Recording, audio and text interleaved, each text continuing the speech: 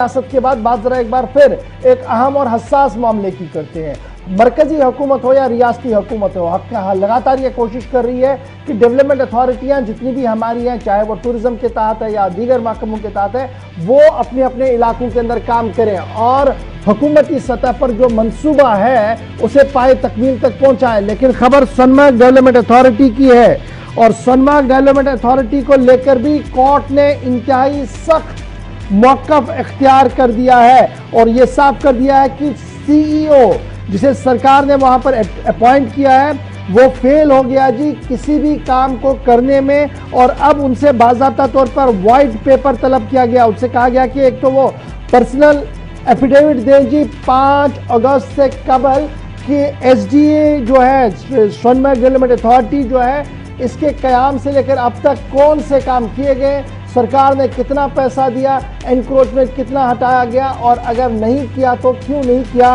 ये तफसीली खाका जो है मांगा है ऑनरेबल हाई कोर्ट ने। एक बड़ी डेवलपमेंट है सोनमर्ग डेवलपमेंट अथॉरिटी के हवाले से और सोनमर्ग डेवलपमेंट अथॉरिटी को लेकर ये बात हुकूमती सतह तक पहुंचाने के लिए डीसी राणा जो एडिशनल एडवोकेट जनरल है उनसे कह दिया गया है कि अगर इसी तरीके के हालात रहे तो वो जरूर ये रिमार्क्स देंगे कि सरकारी खजाने पर ये वाइट एलिफेंट है और इस वाइट एलिफेंट को बंद होना चाहिए, यानी जब कोई काम नहीं होगा तो इसको चलाने का कोई फायदा नहीं है। सीधे श्रीनगर जहां से सईद तजम्मुल हमारे साथ है इस बड़ी खबर पर, क्योंकि डेवलपमेंट अथॉरिटियों का कयाम सीधे सीधे से हम मानते हैं टूरिज्म के साथ है और जब हम सोनमर्ग की बात करते हैं तो इस बार सूबाई इंतजामिया से लेकर महकमा सयाहत काफी कमर कस चुका था कि सयाह किसी न किसी तरीके से सोनमर्ग आए रुके ताकि उस एरिया को भी डेवलप किया जाए। लेकिन अदालत ने जो रिमार्क्स दिए हैं, सईद तजम्मुल क्या क्या रिमार्क्स के अंदर है और क्यों ये रिमार्क्स लगाए गए अदालत की तरफ से?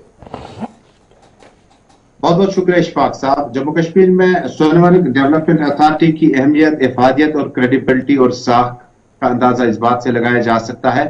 इसी रूट से चलते आपका जो लद्दाख कारगिल का सफर होता है वो शुरू हो जाता है। अमरनाथ यात्रा के लिए साल में एक बार 2 महीनों तक बहुत ज्यादा गहमा गहमी रखती है। माहौलियात की आलूदगी से बचने के लिए यहाँ पर आपको बता दूं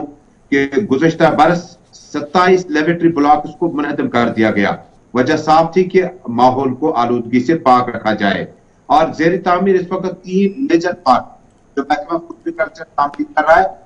2 के सिटे है, 1 पे काम चल रहा है।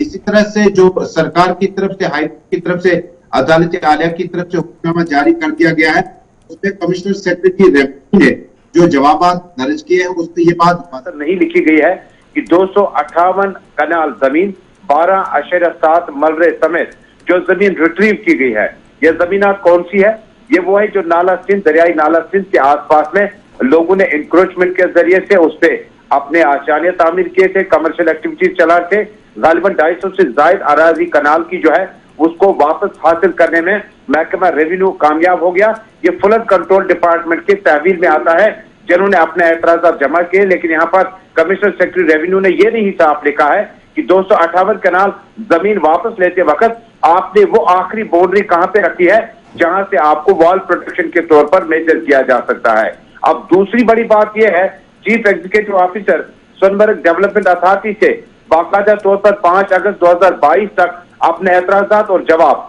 वापस भेजने का हुक्म दिया गया है। कुछ दिन पहले आपको याद होगा कि जम्मू कश्मीर के चीफ जस्टिस इलाकों के दौरे पे खुद रवाना हुए, जहां पर आबी पनाह गाहों के साथ साथ यहाँ पर आपको निजामी कार्रवाई के दौरान किन चीजों का ख्याल रखना है, लेबोरेटरी ब्लॉक और मुख्तलिफ डेवलपमेंट प्रोजेक्ट हाथ में लेने के लिए कई मालूमात को, ग्रीन बैलेट को, और उसके बाद कुछ वो जगह जहां पर आपको जमीन खिसकने के बाद नुकसान का इस्तेमाल हो, उस पर चीफ जस्टिस ने बड़ा संजीदा नोटिस लिया और नोटिस लेने के बाद चीफ जस्टिस ने यह भी तजवीज की है, यह भी रिकमेंड किया है कि अगर हमें समझ नहीं आया कि सीईओ और सोनमर्ग डेवलपमेंट अथॉरिटी की तरफ से जो इल्जाम उठाए गए हैं वो नाकाफी हैं या उन्हें समझने में वो कासिर हैं, तो शायद इसको, इस अथॉरिटी को बंद किया जा सकता है। लेकिन मैं आपको बता दूं कि इस वक्त जो मेजर प्रोजेक्ट इस एरिया में चल रहे हैं, किन किन प्रोजेक्टों को लेकर बड़ा तशवीश लाहक है, जिसमें आपका जेड मोड टनल है, उस पर भी माहौलियात का असर है, उसमें भी बराबर लगातार हाई कोर्ट और मुख्तलिफ डिपार्टमेंट की नजर है। Zoji La tunnel,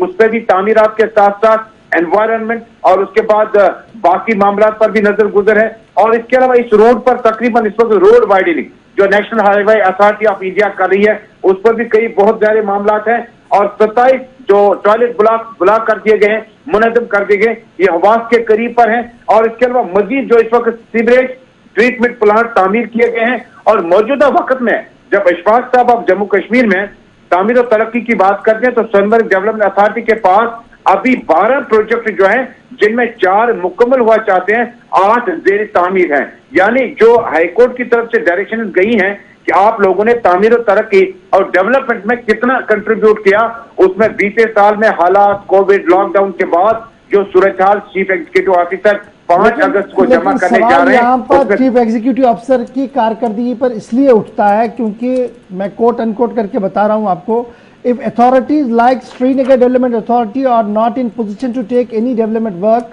the court will recommend to the government for winding up of such authority, as there is no use to keep white elephant of such purpose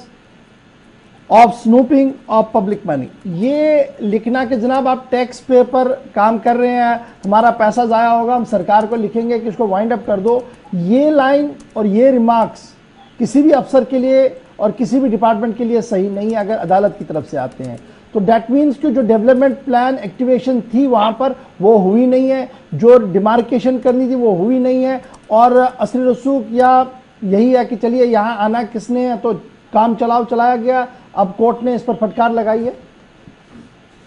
बिल्कुल, देखें जिस वक्त अदालत आलिया ये डायरेक्शन दे रही है कि फौरी तौर पर ये जानने की कोशिश की जाए, फीडबैक हासिल किया जाए, 5 अगस्त 2022 तक मुतल्लिका अफसरान ने ये रिपोर्ट वापस सबमिट करनी है। और अदालत के आलिया के इस हुक्म के बाद जिस वक्त आप ग्राउंड जीरो पे तामीर और तरक्की की बात करते हैं तो सोनमर्ग डेवलपमेंट अथॉरिटी को अभी तक तामीर और तरक्की में हाई कोर्ट को तरफ से जो